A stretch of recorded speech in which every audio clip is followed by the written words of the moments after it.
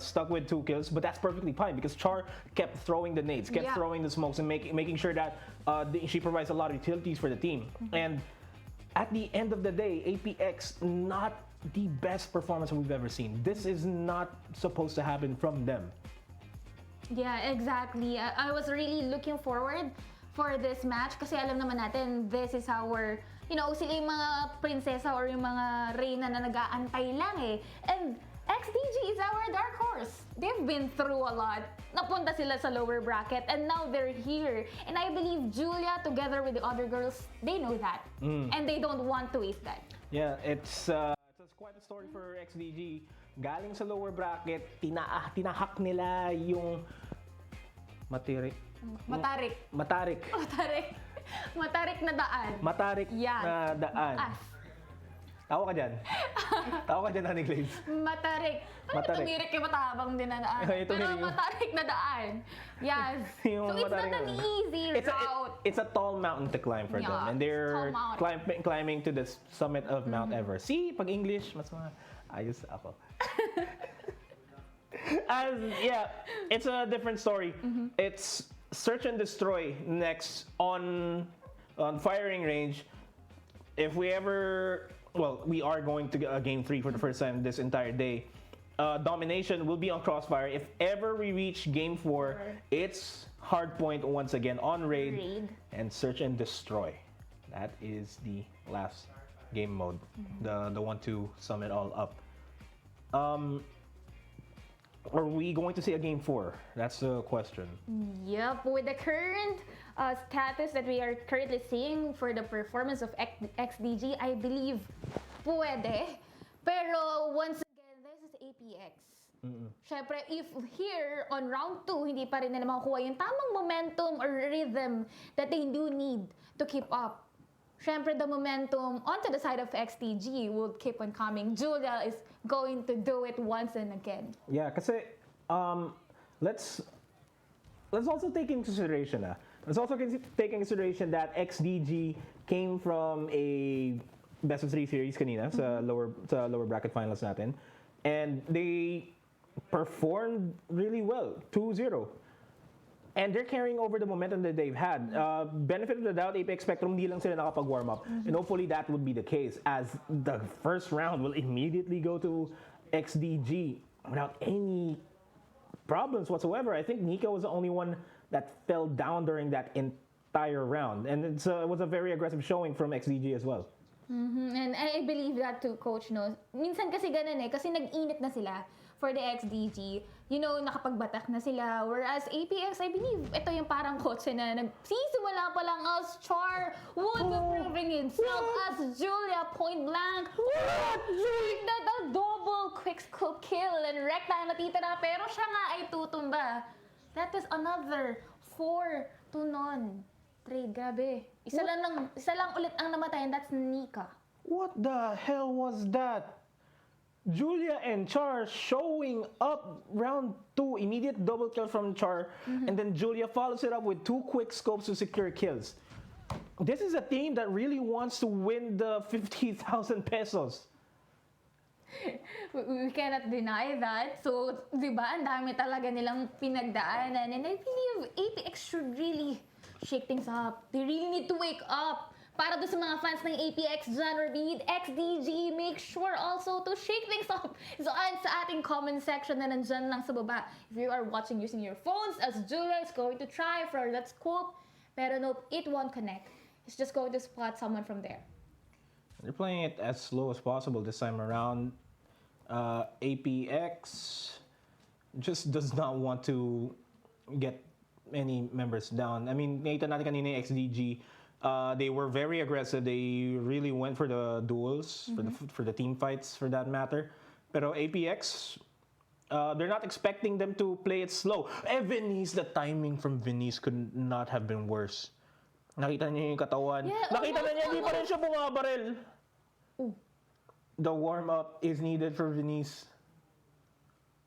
Well, Nika, I believe, is well aware of that. kumbaga nakikipaglaro na lang din siya. Pero yun ang medyo mahirap dito. Once you trigger, you pull the trigger for your gun, you are also giving away your position as Senpangs would be our first casualty. As Ray was able to do that, at eto na nga ba, ang kinakailangan ni Venice, the warm up, there you go, taking down 2, making it a 3v4 situation as Inspector. Ang may pagdala ng ating magandang balita, pero si Ko, napatay na nga si Drea. This is the closest round ever in a while, and the bomb will be planted onto site B, and there you go. Right. First win for APX. Finally, APX Spectrum are awake in this match. Good initial 2 picks from Venice there to get a quick double kill. Opens up the entire round for them. Now moving forward, I kind of want to I want to see more of Venice really popping off with that intervention. It's a 1-hit, 1-kill weapon, and it needs to be properly utilized. And I say that Venice will be playing over at mid, will not be showing herself up, just trying to get information for the team. And there you go. Just when we've mentioned earlier that Venice needs to do something. Diba? No, kailangan nila magpainit, pero yung trophy system has been destroyed. And both of the teams, ayaw pa muna nila mag-commit. Feeling ko for the first 2 rounds, that was just a surprise. For XDG, talagang, even though sila yung nag-defended, nag-rush in sila. But this time around, they know the consequences if ever they're going to give the momentum away. Kaya both of them, chill lang muna. Tamang chill lang. It's good for XDG to really slow down their pace din kasi they might just be caught off guard dito sa relatively passive playstyle ng APX. Like kung napag-isipan ng XDG na mag-push up sila and towards APX to try to get the kills, to try to get the advantage, they will get taken care of without any problems kasi nakaabang yung APX sa lahat ng angles sa pwede nilang puntahan. As I say that, Venice opens it up with a kill onto Consta. Making it into 5v4. There you go. Throwables has been utilized as well. Smoke for the decoy. And Char was able to take down Recta right there, making it a 4v4. Pero si Char ipupush na nga dito ni Sandbox. Pero what a surprise. Ko, napatay na rin si Nika. And there you go. 3v3 situation. Drea going for the wraparound. I think they are going to eye for side A as 6. Oh, they're not. Julia was able to pick down Venice. And Ko, all alone in a 1v2, has the best weapon to use actually for the defuse, for the attack. And this is the round. Bomb will not be planted. 3-1 is the scoreline. This is a very comfortable lead para sa XDG Galatians. Moving into the second half, I mean, if they secure the 4-1 scoreline, that would be the best scoreline they can ever go for. And Apex really just needs to get a 3-2. Get this 3-2. They work well on the defense. It will work wonders for them. Feeling ko, yep. Medyo nahihirapan lang din sila eh. Kasi kanina, even though they have taken their time really well, medyo natagalan talaga for them to push. And Venice wasn't able to go for the trade, but rather si Julia, siya yung na-pick off early on. Kaya medyo napilayan agad yung APX Spectrum. And Julia will be providing Overwatch here. Will not be able to spot out the crawling in my skin player.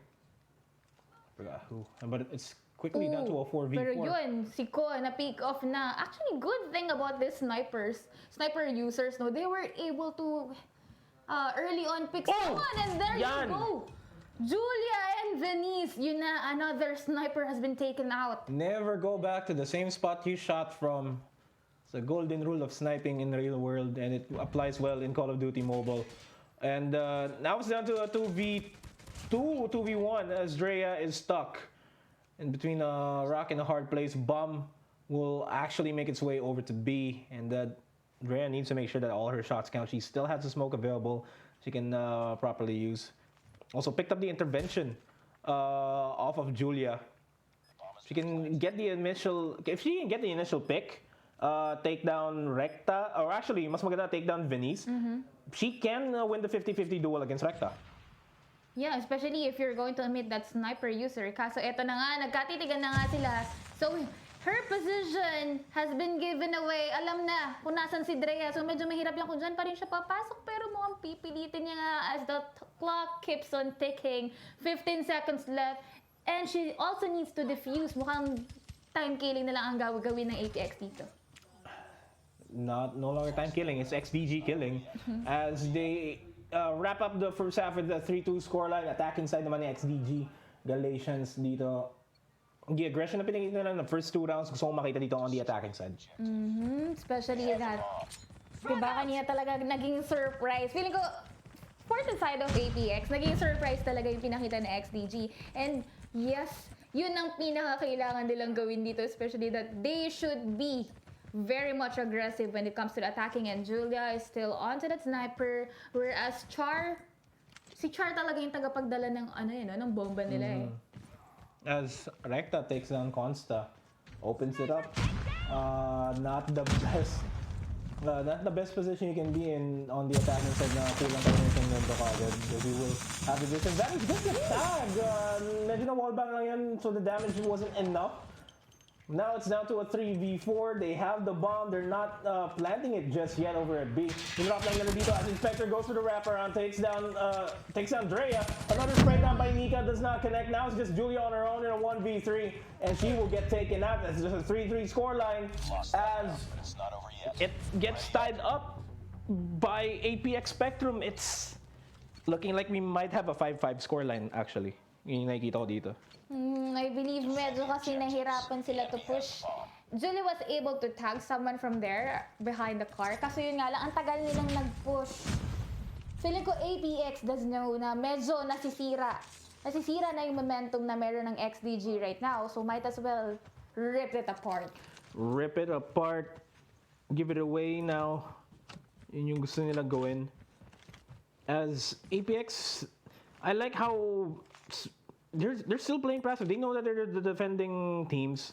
At least sila magpupush out. As Venice takes down Julia. Yeah, there's something going on with Julia here. I mean, yeah, she did start off the first half with 7 kills to her name, but she gets picked off quite easily now since the past 3 rounds. As Venice misses a shot, actually. Recta takes down Consta. Thermites will be thrown to deter any plans from A. They're slowing their aggression. And this indecisiveness from XDG Galatians is their downfall. Oh no. Akala ko sisilip yung Apex. Andrea could have been picked off actually. But he didn't. She didn't. And making it a 5v3 situation. Now Star's just lurking there inside the corner. Pero si Drea widely open. Open na yung site A. But they're still taking their time. I mean, yeah, Char does have the bomb, but they need to start moving themselves as Recta has an inkling that the bomb will be planted. Slow peeking, spot out the head! The timing could not have been better for Drea. Manages to survive. Luckily, all the other shots didn't connect. The retake is now on. Now this is the post-plan situation. Medyo alanganin ako for the position of Char. Pero hindi, minsan tiwala na lang siya nasa likod mo as there you go. Someone is rushed in. And easy peasy. Ang ganda na retake ng APX doon. And mali rin si Char dun sa pwesto niya. Na moment na hindi niya nahabol kagad yung isang pumasok sa bahay, sana yung attention niya sana at pinakita niya kagad dun sa kabilang tao na nag-spray down na sumunod sa likod nun. Para mas malaking chance na mabuhay sila. Hindi nyo kailangan sundan lagi yung kalaban na una nyo nakita. Sometimes yung pinaka-importanting kalaban, yung nasa likod niya pala. Kasi more often than not, hindi kayo papansinin talaga na sa harapan. And there you go. Hindi kasi porket nauna dapat sinusundan talaga. And very wide open din kasi yung likod niya dun. As Julia is back in the game, as she was able to pick down Recta na nadirekta na nga. And the bomb will be planted early on. Habang may magti-TikTok dito, XDG Galatians will actually make make the dream work with a 5v4. Now it's a 4v2. Julia and Char was alive. Never mind that. Match point for APX. Game 2 will be potentially going to the hands of APX Spectrum to tie up the series. Mukhang dito talaga sila sa SND. No, dito sila nag-rehearse, dito sila I mean, this is really their game mode when it comes to CODM. And they're showing us how strong they are. Kanina, early on, Venice wasn't able to land that much of a shot. Pero ngayon, look at her score. It's 12 already. It's 12 already, and it's not stopping anytime soon. As Senpax does get taken down by Consta. Looking for the right opportunity here for XDG to bounce back into the game, and if anything, this is the best moment to bounce back. They have the woman advantage actually. It's a 4v2, Inspector and Recta on their own, but Recta was able to secure a couple of kills herself without any problems. They can really rack up the kills here. Recta can really rack up the kills here in order to even out the match. Bomb is on B, still waiting for an opportunity for them to start pushing in. I don't think they have utilities available for them to work with, so they really are going to be relying on raw aim power. Inspector goes down. Recta on her own manages to take down Nika, but gets traded out by Drea. It's a 4-5 scoreline. Match point is still real for APX. We might get a tie. XDG finally awake. Yep, Julia is finally back in the game without kills, bagging that 10 kills onto her head. Well, the good thing about here for XDG, I believe, whenever there's Julia, there's hope. Not because Julia is a good sniper, but alam mo yun, yung kumpiyansa rin nila eh. Kasi the other fraggers, andun sila sa may corner. They are really confident when there's Julia. Speaking, and especially considering the fact that Julia is using the intervention, it can really turn the tides of battle. Kasi you're not spraying a lot of bullets willy-nilly na maubusan ka ng bala. Isang bala ka lang, sabi nga ni Fernando Po Jr. Kill, no? One shot, one kill. And that on its own is a deterrent. Yung nag-prevent sa APX na mag-push forward. Kasi alam nila na Julia tumatama yung shots niya. Medyo magtago muna tayo. Huwag tayo masyado magpakita kung saan-saan. Huwag tayo masyado mag-rotate. Baka nandun si Julia. And that goes both ways. Kasi ganun din maglaro si Venice. Talaga sinisigurado niya na i-check natin yung angle para sure na wala sila. As I say that, Venice. Lahat sila may kill. Yes, parang naging roll call na lang eh. And Nika na lang ang natitira. And there you go, has been slain finally. Our round 2 finally belongs to APX Spectrum. And they are back in the game. They really are back into the game. And it's looking like an entire series. Game number 1, sure. APX Spectrum, di sila gising nun.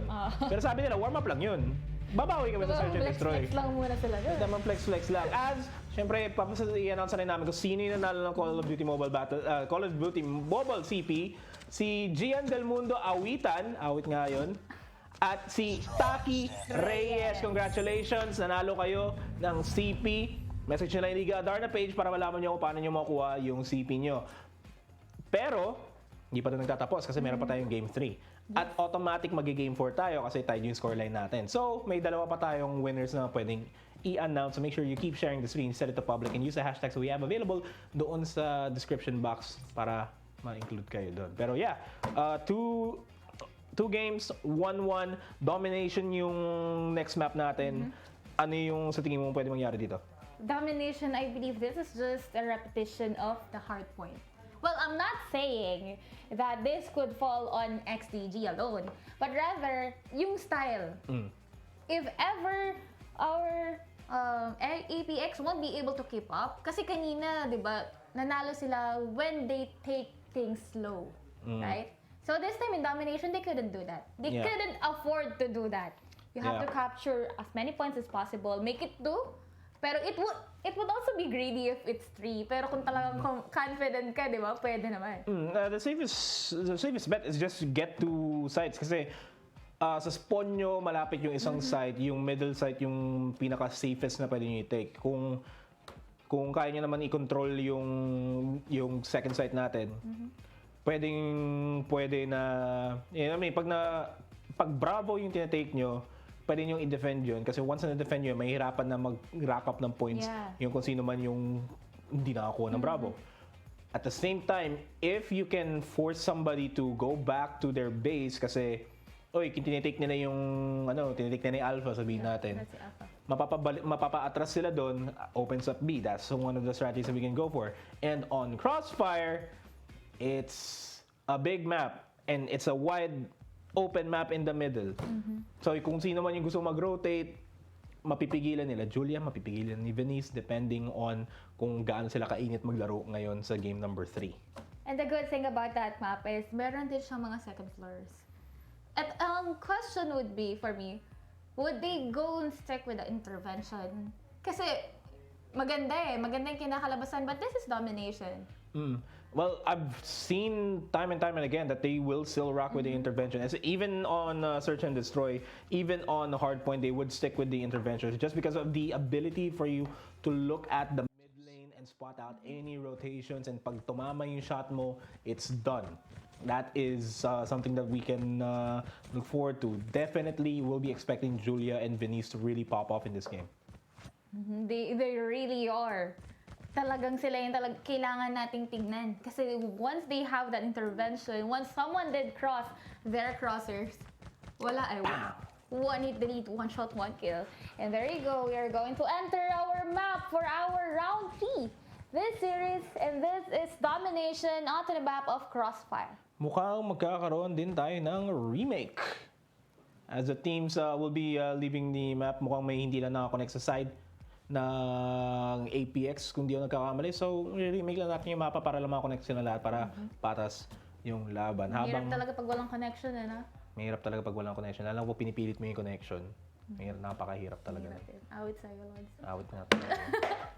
Pero ito na nga, Coach. Since we already did mention about Crossfire and capturing these points, feeling ko, gising na rin yung APX, no? Especially Venice. Kanina early on, parang round 3 yata, dun sa SND.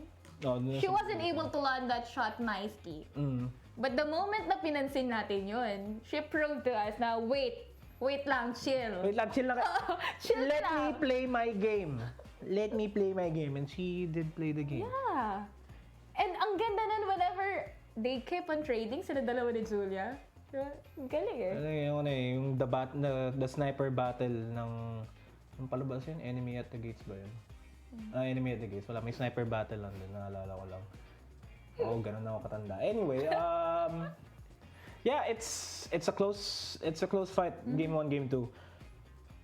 In-expect ko talaga magkakaroon tayo ng Game 5 dito. Like Game 3, Game 4, no doubt it is going to be close as well.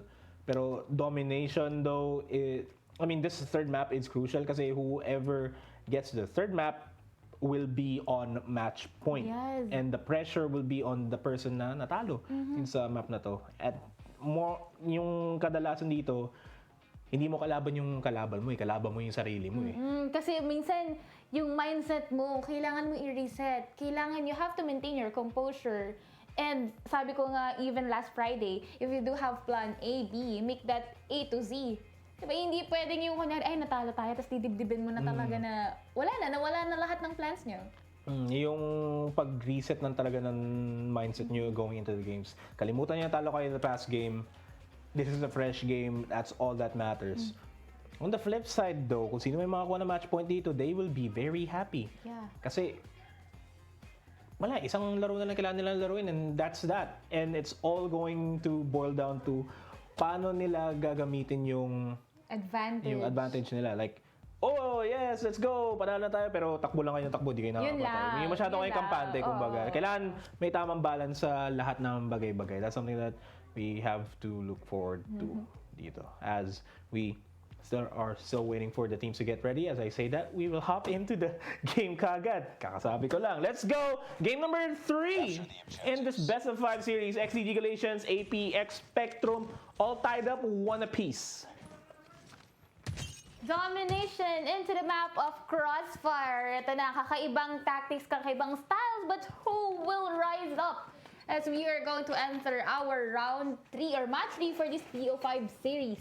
And kung tuloy-tuloy yung trend na nagsimula dun sa Liga Adarna nung qualifiers pa lang, kung sino man yung nanalo sa hard point, more often than not, sila din mananalo sa domination kasi it's relatively the same playstyle pero you only have 2 additional points to go and contest. That's something that you also have to take into consideration, and considering the fact that the XCG Galatians really performed well during hard point, by that logic, you would assume that they would also dominate here on domination.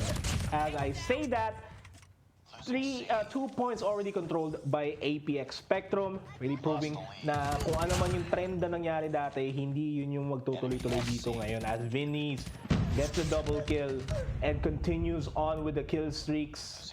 They are performing well in terms of kills, and XDG, they're just securing objectives kasi alam nila it's points that matter, not the kills. It's points and you have to take care of those spots or of those sites. And yeah, kanina pinapansin natin if Julia would go after the snipe, pero I believe Julia ngayon nakikipagsabayan na. And even the score tricks, kung kanina, nakita natin gumagamit na rin sila nung, score tricks, but rather, yung kanilang mga termites, they keep on coming in, lalo na doon sa site B talagang, they really need to use that wisely to flush them out. And now, we are currently witnessing APX with 2 points belonging to them, pero quick uptake onto point B. But the points are still there. And dito natin nakikita na inaalagaan talaga nila yung points. Kasi guys, pag inaalagaan mo, hindi yun mawawala. And that's exactly what APX is doing right now. Taking care of B.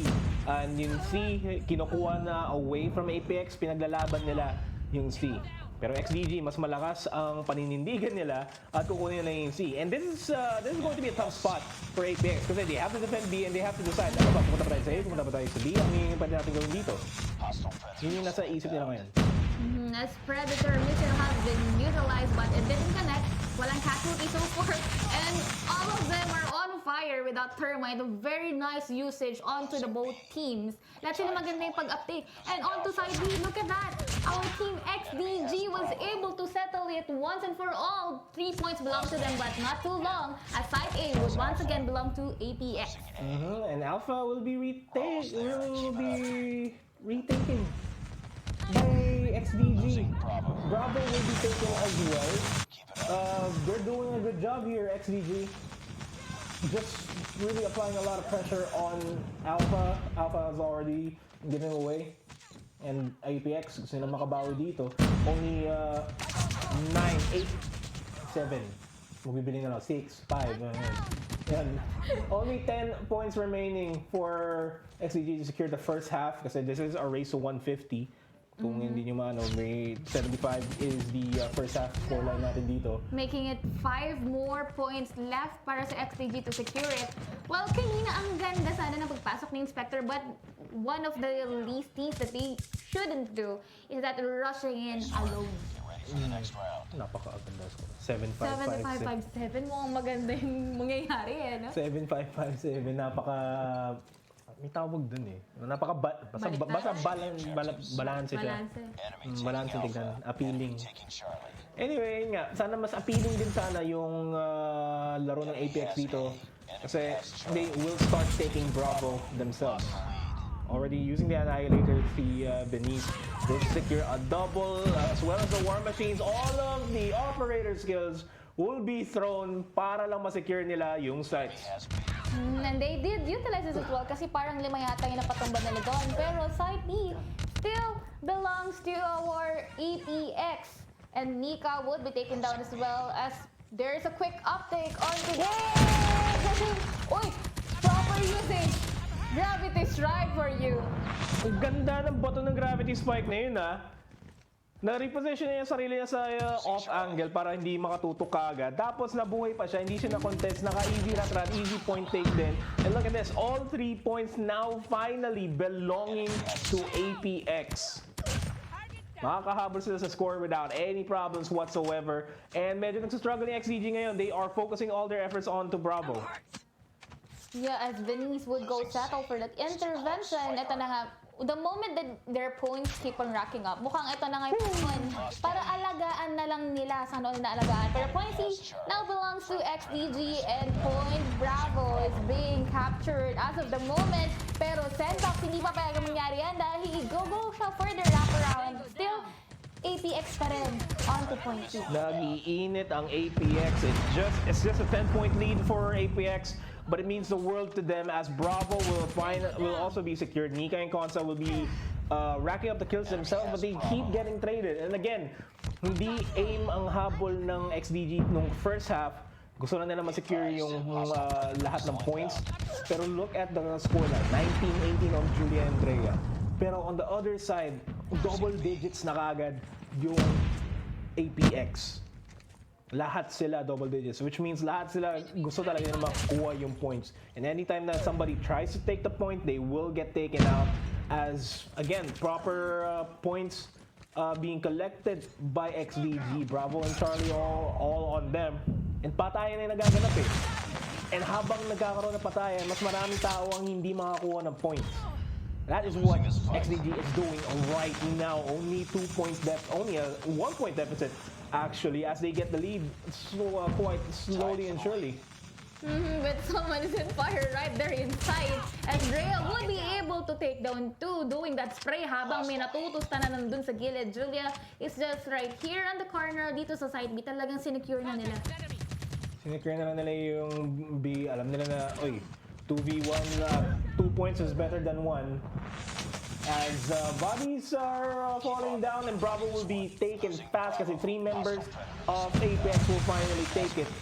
Onti na lang yung lamang na XCG dito, pero onti na lang din pwede sila manalo. As Char secures a triple kill off of that spray down with the MP5. Now they will be retaking B. It's only a 4-point difference this time around. Medyo mainit yung laban natin dito. Drea kills herself with the War Machine, but it doesn't matter. She takes somebody out with her. As Inspector pops the Predator Dome, gets 2. Venice gets a double kill on her for herself, and they have 2 points in control. Charlie is the next point of contention dito if APX would want it, and they will take the point. Now XDG wants to secure Bravo. Securing 3 members there. The deployable shield is there, pero walang tulong yung deployable shield. Kung may tao lumilikod sa inyo, Alpha will be taken away from the hands of APX. But is it going to matter though? Because the game is done. APX will be going on match point. 1 more game away and they will secure the championship. Grabe. Yun lang yung masasabi ko. That is a very nice uptake onto APX. Medyo napabagalan yung XDG sa pagkuha ng Alpha kanina. Kung inagahan nila yun na hindi na sila mag-force ng effort sa Bravo, sana pinuntahan na nila ni Alpha. Sana... Pinilit kasi nila. Pinilit nila doon sa site B, making it futile na isa-isa rin din sila pumupunta. I mean, naglagay pa ng deployable shield pero wala naman natin sa likod nila. Anong point ng deployable shield kung may taong nasa likod mo na, ito yung shield sa harapan mo, tapos may nasa likod mo, hello, I'm here. Pero again, look at the score, 150, 142. Ganun ka-close yung laban natin. Still too close. And speaking of too close, hindi magandang transition yun. Kasi ang manalo ng CP natin dito sa Call of Duty Mobile for this game is Faisal Abu Fernandez. Make sure you send a message to Liga Adarna para malaman mo paano makakuha yung CP mo para sa Call of Duty Mobile. And with that being said, match point. APX. Hard point, raid. Ano yung makita natin dito? Hard point, talo sila. Pero domination, as you did mention earlier, hard point and domination quietly the same. Diba? But this time they proved to us, kilala namin talaga ng warm-up. Nomad. Chill. Chill lang. Hold my coffee. Kailangan ko lang magpainit. Kumbaga kung yan ay kotse, kailangan lang painitin muna yung Parang yung Glorious Blend na papainitin nyo kasi kung hindi kayo pwede uminom ng kape dahil acidic kayo, pwede to kasi Glorious Blend is made with all natural ingredients. It has chocolate mix as well as sweet and fit stevia. You can order these on your own. Just go ahead and check out their Facebook page at Glorious Blend as well as on Instagram. And you can also order through their website at gidc.com. And you can also check them out at the Glorious, all the supermarkets available, major supermarkets available nationwide. Glorious Blend, enjoy your coffee guilt-free with Glorious Blend. Napakagandang transition nun. Uy, pero good to talaga. Legit for those who are worried sick, di ba? Kasi other people are very acidic when it comes to the coffee. Isa na ako doon at nakakainom na rin ako ng kape. Maraming salamat, Glorious Blend. And yung sweet and fit stevia, actually, nagulat ako na... Kasi it's not sugar. They don't have sugar. It's sweet and fit stevia. It's still sweet. pero masarap. You can't tell the difference. It's healthier. It's healthier than, I mean, sugar is healthy. But not too much. Not too much. Yeah. Sweet and fit stevia, it's healthy. Period. So, and with all that being said, Game 4, Raid, Hardpoint. Ang hirap nito. Match point. Hardpoint, match point. Hardpoint, match point para sa APX. It's hirap pa rin sabihin kung sino pwede manalo dito. Oo eh. Kasi even early on, doon sa ating domination, we've seen XDG. And they did quite well. Yun nga lang talaga. Well, siguro the moment na yung time na nag-100, that was the time na medyo nataranta na sila. Siguro nataranta na nga talaga doon. Pero it's also taking consideration na yung hardpoint, one by one pumapasok yung mga points na kailangan nyo i-contest. And mas madaling kontrolin yun. Kasi as long as majority of the time nasa loob ka ng hardpoint na kuha mo, pwede nyo na bitawan yan, bigyan nyo ng free points yung kalaban nyo, move na kagad kayo sa... For the other point. For the other point, para magkaroon kayo ng better chance in securing it, para kung may inisip din ng kalaban nyo na gawin yun, pwede nila gawin. In contrast to domination, 3 points all at the same time, kailangan mo talagang bantayan lahat, kailangan mong alamin kung paano yung rotation, ano ba, 3 ba sa site nila, tapos may dalawang umiikot o other way around, kailangan natin bantayan natin, uy, natinitake yung point natin, ganun. So, mas chaotic yung domination, hardpoint, mas talagang, eto dapat yung ginagawa natin. Yun yung ultimate equalizer dito eh.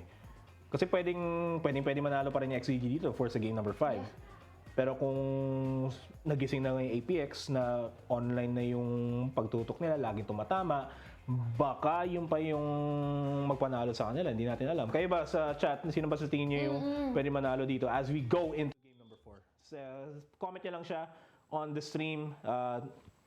Siyempre, kung kaya nyo rin, mag-donate na rin kayo ng stars. Yep, all of the star donations of any amount will be donated para sa ating charity partner, which would be WWF. Yeah. And speaking of that, we are currently entering our 4th match for this series dito sa mapa ng Raid, Hardpoint. Potentially the last map of this series, the last map and the last game of the season. Ladies and gentlemen, i-share nyo lang yung stream, napakita yung supportan nyo as the square center will be the first point here on Raid. Already seeing a lot of members from XDG taking over the spot, pero APX quickly overpowering them. And as you did mention that APX, ayaw na nila mag-let go sa opportunity and the momentum that they do have as of the moment, as XDG would once again try to go capture or to go inside the square center. At medyo ito ang mahirap dito, square center does have a lot of entries. So kung kanina medyo nahihirapan na tayo with the transform shield na paglagay, tapos sa likod mo meron pala, I wonder how they are going to utilize that with this map. I wonder why APX nakuha nila ang try. Tinry ko talaga kumanta. Pero yeah, they have square center properly controlled as we move on over to the next hardpoint, which is going to be on kitchen. They're already repositioning themselves inside, and all they have to do is watch the angles. They do have utilities to work with yan. Ang ganda ng bato ng thermite doon to prevent anybody from pushing agad in towards the kitchen, and it's looking like APX wants to end this fight as soon as possible kasi pinako nila sa Sham yung XDG. Oo, talagang even here inside the kitchen, ang hirap pasukin ito kasi kung kanina maraming entries doon sa square center, but look at Venice with that double kill. Make it a triple. Oh my God. Then Inspector was able to land the transform shield, I believe, nandun sa may bandang gitna, behind that post. Akala ko nandoon sa may Julia for 3 and Senpax. Tuluyang nga nabura, pero look at the score! 960! 69 ang score natin kanina. Pero nakakahabol naman na yung XDG Galatians dito. Finally securing kitchen. Granted, it's only a couple of seconds left. That's still at least 40, 30 plus yung lead ng APX. They will be moving on to the next hard point that we have. And XDG, sinusulit na nila kung ano man yung... Sinusubot man nila kung ano yung natira para sa kanila galing sa APX. And the next point, will be taken away dito sa garage. Already XDG is in the site being flushed out by APX. Kung sino man mayroong war machine dito, sobrang saya na niya sana as Yeah, site will be taken over. oo nga. Ang sarap nun, especially for you to flush them out. Pero even just the termites or the hand grenade is enough already as Julia is going to capture that coming from Senpak. Parang wala pang nagko-commit talaga ng kanilang mga operator skills. Wala pa nga. Waiting for the proper opportunity. Kasi kung, yun eh, pag binitawan mo yung operator skills mo kaagad ngayon, tapos biglang mamaya pala kailangan mong mag-gravity spike pa on the side para makuha nyo, edi masasayangan ka lang. Sometimes, malalaman na natin kung anong kailangan natin pag huli na eh. Yan, minsan mahirap nga naman talaga and we are going to move on to our next point. Pero ang aga, nag-transform shield na nga agad doon ng ating mga tropa from XDG as rekta, dumirekta, tatlo ang napatumba niya. Oh, the Thermite connects. The Thermite connects onto 3 actually. Beautiful throw there, finally converts into a kill. Cole gets overpowered. And XDG, they want to fight back. Rekta manages to kill herself. I'm wondering how.